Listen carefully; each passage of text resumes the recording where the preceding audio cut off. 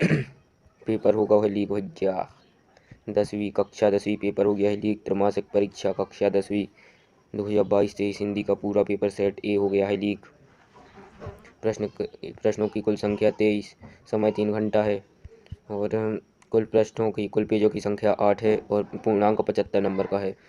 तो प्रश्न क्रमांक पहला है, प्रश्न क्रमांक 1 है, सही विकल्प चुनकर लिखिए। पहला है हिंदी पद्य साहित्य का दूसरा काल है। हिंदी पद्य साहित्य का दूसरा काल कौन सा है? तो आंसर हो जाएगा कौन सा? भक्ति काल। ठीक है, भक्ति काल आंसर हो जाएगा। फुल सॉल्यूशन आया है आपका आज की वीडियो में। ठीक है, फिर दूसरा प्रश्न है छायावाद के प्रतिनिधि कवि हैं। छायावाद के प्रतिनिधि कवि कौन है? जयशंकर प्रसाद। अगर आपको छायावाद कहा जाए कोई भी प्रश्न तो उसमें आपके जो है प्रमुख 4 स्तंभ थे, प्रसाद, पंत, निराला और वर्मा। ठीक है, फिर इसके बाद जो है प्रश्न तीसरा है, संचारी भाव की संख्या होती है। तो उत्तर हो जाएगा आपका 33। संचारी भाव की संख्या 33 होती है। रट लीजिए इन प्रश्नों को, क्योंकि यही प्रश्न जो है आपके आज के पेपर में आने वाले। चौथा प्रश्न है, यदि गद्य कवियों की कसौटी है तो निबंध गद्य की कसौटी है। यह कथन है, तो यह कथन किसका है? तो उत्तर हो जाएगा आपका कौन सा? देखिए यहाँ पर जो उत्तर दिया गया है आपका आचार्य रामचंद्र शुक्ल। उत्तर में आपको क्या लिखना है? आचार्य रामचंद्र शुक्ल यहाँ पर। ठीक है, यहाँ पर है आचार्य रामचंद्र शुक्ल का ये कथन है। फिर इसके बाद जो प्रश्न 5वां आ जाता है, नेताजी का चश्मा पाठ की विधा है। तो नेताजी का जो चश्मा है उसकी विधा क्या है? कहानी है ये। ठीक है, फिर है मन्नू भंडारी के किस व्यवहार से तंग आकर प्रिंसिपल ने उनके पिता को बुलाया? तो उत्तर हो जाएगा आपका आंदोलनकारी। फिर इसके बाद का जो प्रश्न है, फिर इसके बाद जो प्रश्न 2 है, रिक्त स्थानों को में सही शब्द चुनकर लिखिए। तो पहला है, कवि के सरल स्वभाव के कारण खालिस्तान ने धोखा दिया। फिर दूसरा है, भोलानाथ और उनके साथी खालिस्तान बिल के पानी उछीलने लगे तो सांपों के। ठीक है, और इसमें आ जाएगा क्या? कवि के सरल स्वभाव के कारण उनके जो है मित्रों ने धोखा दिया। फिर इसके बाद जो है तीसरा है, मन्नू भंडारी का जन्म मध्य प्रदेश के खालिस्तान गांव में हुआ। तो उत्तर हो जाएगा भानपुरा। ठीक है, फिर इसके बाद जो है चौथा आ जाता है, छंद खालिस्तान प्रकार के होते हैं। तो 2 प्रकार के होते हैं। ठीक है, फिर 5वां है, भक्ति सूर की भक्ति खालिस्तान का भाव की है। जो है सूर की भक्ति कौन से भाव की है? साख्य भाव की।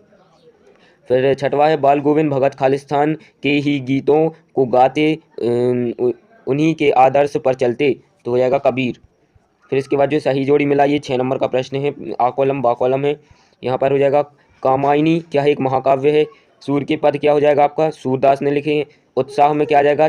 उत्साह में आ जाएगा आपका कौन सा? उत्साह लिखा है निराला ने, सूर्यकांत त्रिपाठी निराला। ठीक है, फिर निराला में आ जाएगा आपका क्या? अट नहीं रही है। और राम लक्ष्मण परशुराम संवाद में आ जाएगा आपका तुलसीदास। और फिर यहाँ पर देखिए आत्मकथ्य में आ जाएगा आपका क्या? आत्मकथ्य में आ जाएगा आपका जयशंकर प्रसाद। तो देखिए यहाँ पर ये सभी जो है सही जोड़ी मिला दी हैं। इनको अच्छे से देख लीजिए, पूरी जो है सही जोड़ियों को मिला दिया है। तो देख लीजिए इनको। ठीक है, फिर इसके बाद जो है चौथा प्रश्न आ जाता है। तो देखिए यहाँ पर प्रश्न क्रमांक चौथा है, सत्य असत्य का चयन कीजिए। 6 नंबर का प्रश्न है, सत्य असत्य का चयन कीजिए। पहला है आत्मकथ्य। आत्मकथ्य कविता पहली बार हंस पत्रिका में प्रकाशित हुई। सत्य है। ठीक है, फिर इसके बाद जो है प्रश्न है, बाल गोविंद भगत के गीतों में प्रभु मिलन का भाव होता था। सत्य है। और फिर जॉर्ज पंचम की नाक पाठ में सरकारी तंत्र पर व्यंग्य किया गया था। सत्य है। फिर है रामचरितमानस एक खंड काव्य है। यह असत्य है। एकांकी में 4 अंक होते। असत्य है। जहाँ 2 पद प्रधान हो वहाँ द्विगु समास होता है। ये भी असत्य है। फिर प्रश्न क्रमांक 5वां है। प्रश्न क्रमांक 5वां है, निम्नलिखित प्रश्नों के उत्तर एक शब्द या एक वाक्य में दीजिए। 6 नंबर का आपका प्रश्न है। 6 नंबर का प्रश्न है, एक शब्द या वाक्य में उत्तर दीजिए। पहला है, सूरदास भक्ति काल के किस शाखा के कवि थे? तो आपको भक्ति काल के जो है सगुण भक्ति शाखा के कवि थे। सूरदास जी जो है सगुण भक्ति शाखा के कवि थे। जो है सगुण भक्ति शाखा के कवि थे, जिसमें वो जो है भक्ति कृष्ण भक्ति शाखा के कवि थे। सूरदास जी जो है भक्ति काल के कृष्ण भक्ति शाखा के कवि थे। ठीक है, तो आपको कृष्ण भक्ति शाखा के कवि लिखना है। फिर दूसरा है, रामचरितमानस का प्रमुख छंद कौन सा है?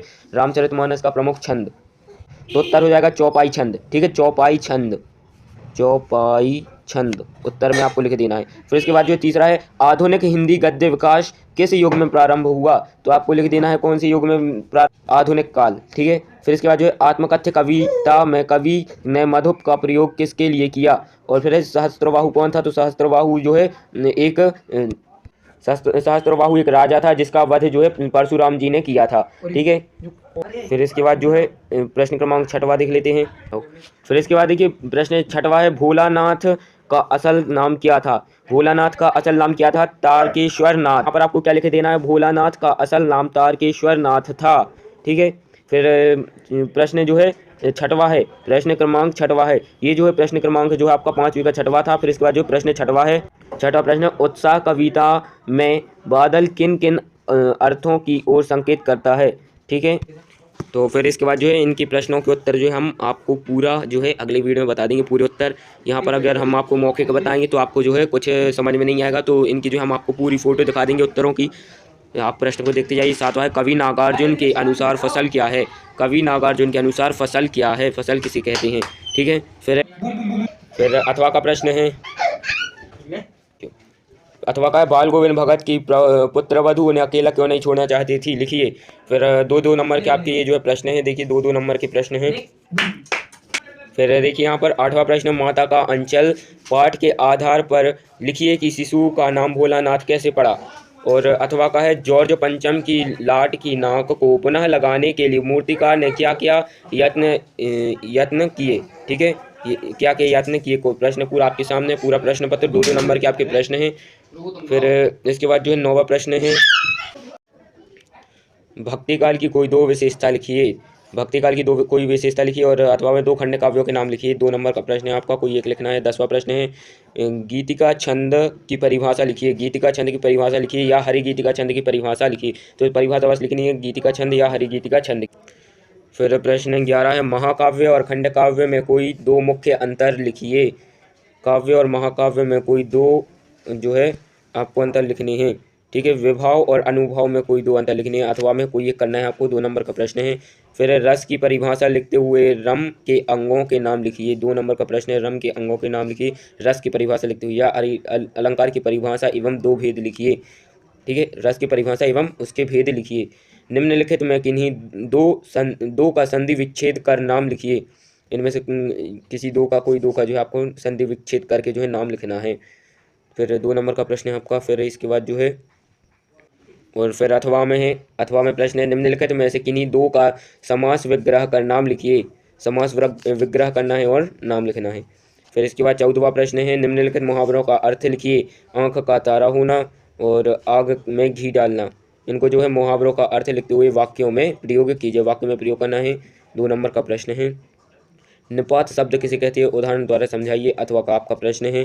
ठीक है, फिर इसके बाद जो है निम्नलिखित अशुद्ध वाक्यों को शुद्ध कीजिए। ये जो है अशुद्ध वाक्य लिखे हैं, इनको आपको शुद्ध करना है। ठीक है, फिर इसके बाद जो है अथवा का प्रश्न, निम्नलिखित वाक्यांशों के लिए एक शब्द लिखिए। इनके लिए जो है एक शब्द लिखने हैं। ठीक है, अनेक शब्द के एक शब्द। ठीक है, 15वें के बाद आपका जो है 16वां प्रश्न है।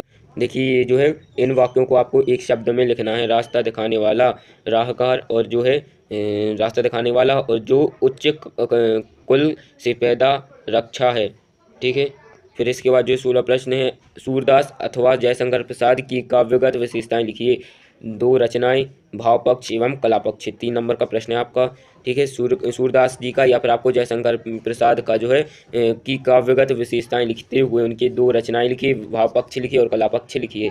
ठीक है, फिर प्रश्न 17, स्वयं प्रकाश अथवा रामवृक्ष बेनीपुरी के कोई 2 रचनाएं लिखते हुए विशेषताएं लिखिए। 2 रचनाएं लिखना है आपको, भाषा लिखना है और शैली लिखना है। ठीक है, और विशेषताएं लिखनी है।